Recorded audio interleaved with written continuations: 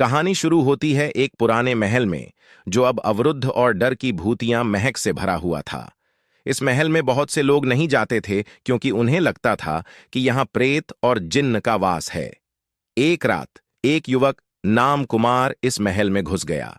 उसने सोचा कि यह सिर्फ एक अफवाह है और वह इसे सच साबित करेगा। लेकिन जैसे ही रात का प्रभाव बढ़ा, वह अपने तबीयत खो बैठा। महल के अंदर अंधेरा था और कुमार को लगा कि उसके चारों ओर से कुछ आवाजें सुनाई दे रही हैं। धीरे धीरे वह एक अजीब महसूस करने लगा, जैसे कि कोई उसके पास है, लेकिन वह नहीं दिख रहा है। अचानक एक आवाज उसके कानों में गूंजने लगी, कुमार, तुम्हें बचने का कोई रास्ता नहीं है। कुमार डरकर उच्च आवाज में चिल्लाया, कौन है वहां? लेकिन कोई जवाब नहीं आया। जैसे ही वह आगे बढ़ा, उसने एक छिद्र में एक पुराना कुर्सी देखा। वहां बैठा हुआ एक अंधा आदमी था, जिसकी आंखों में कुछ अजीब सा था। उस अंधेरे कमरे में उसका चेहरा और हाथ किसी अजीब रंग में थे। कुमार डर के मारे हुए उठ खड़ा हो गया, लेकिन वह कहीं नहीं जा सकता था। वह जानता था कि उसके पास बचने का कोई रास्ता नहीं है।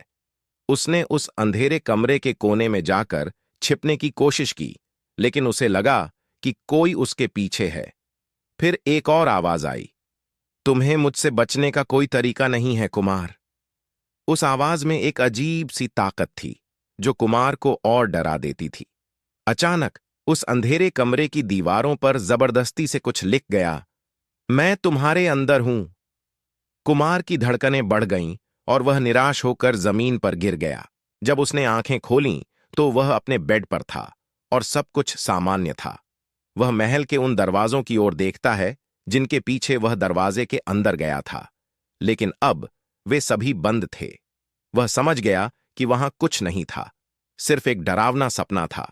कुमार अब कभी भी उस महल में वापस नहीं गया और उसने सारे गांव को चेताया कि वहां कुछ अजीब है। लोग उसकी बातों को मान लिया और वह महल अब अकेला है, बिना किसी के पास जाने के लिए।